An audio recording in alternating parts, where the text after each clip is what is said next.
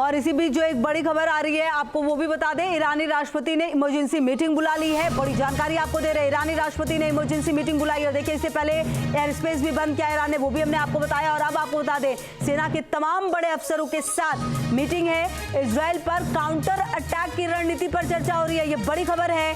और मधुरेंद्र हमारे सहयोगी लगातार जुड़े हुए हमारे साथ। मधुरेंद्र, इजराइल पर काउंटर अटैक की रणनीति पर चर्चा हो रही है ईरान में।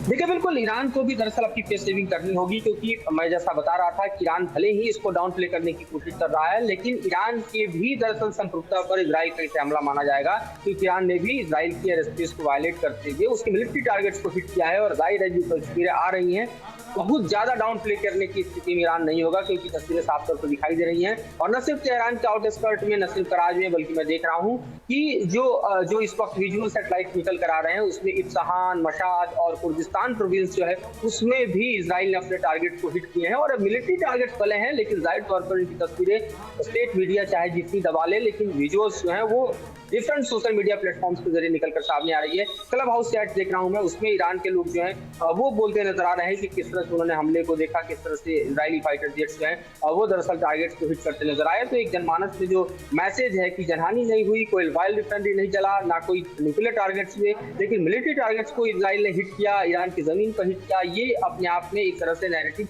बिल्डअप हो रहा है। और ये मीटिंग जाहिर है कि जरूरी है, क्योंकि इस वक्त हम देखें तो ईरान का एयर स्पेस बंद है, इजराइल के हमले की जद में इस वक्त ईरान है। और नेक्स्ट लेयर ऑफ अटैक क्या होगा ये कोई नहीं जानता, क्योंकि इजराइल जिस तरह से हमले को प्लान करता है वो दरअसल कोऑर्डिनेटेड वे में होता है। और जाहिर है कि उस हमले की जो पूरी की पूरी तस्वीर है उभर कर सामने तब आती है जब इजराइल एक के बाद एक उस हमले को पूरा कर चुका होता है, जैसा कि हमने हिजबुल्लाह के खिलाफ भी देखा। तो अभी भी ईरान दरअसल हमले की जद में है और इस तरह की बैठक की जा रही है कि क्या ईरान का एक्शन प्लान होगा, क्या ईरान का रिटेलिएशन होगा, क्या ईरान अपने बैलिस्टिक मिसाइल का जखीरा एक बार फिर से इजराइल के ऊपर खोलेगा। इस बैठक को अंजाम देते हुए इस वक्त ईरान के सुप्रीम लीडर दिखाई दे रहे हैं। बिल्कुल। अच्छा मधुरेंद्र, देखिए एक सवाल ये भी बनता है कि जिस तरीके से इस युद्ध की पूरी शुरुआत हुई है, दुनिया के अलग अलग हिस्सों में इसका असर पड़ता हुआ नजर आता है किसी भी तरीके से।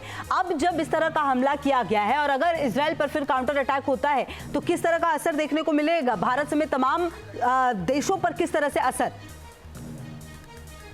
देखिए, इस वक्त अगर देखें तो पूरी की पूरी दुनिया की इकोनॉमी हिल जाएगी। अमेरिका भी इसलिए नहीं चाहता था कि इजराइल उसकी ऑयल रिफाइनरी या फिर न्यूक्लियर इंस्टॉलेशन पर हमला करे, क्योंकि इससे होगा क्या कि ईरान के पास कोई चारा नहीं होगा युद्ध छेड़ने का। और इस युद्ध के आगोश में दुनिया के तमाम देश आ जाएंगे, समूचा मिडिल ईस्ट तो आएगा ही। अगर आप इकोनॉमी के तौर पर देखें तो जाहिर है कि ऑयल प्राइसेस बढ़ने से दुनिया में इस वक्त जो है इकोनॉमिक क्राइसिस क्रिएट हो जाएगी। अगर आप चाइना के संदर्भ में देखें तो ईरान से लगभग आप 90% आज की तारीख में ऑयल इम्पोर्ट चाइना कर रहा है। तो ऐसी स्थिति में जो पूरा का पूरा क्राइसिस है, इकोनॉमिक क्राइसिस झेलना होगा। ठीक है, इकोनॉमिक क्राइसिस झेलना होगा और भी बड़े असर हो सकते हैं। न्यूज नेशन अब व्हाट्सएप पर खबरों के ताजा अपडेट के लिए न्यूज नेशन के इस QR कोड को स्कैन करें।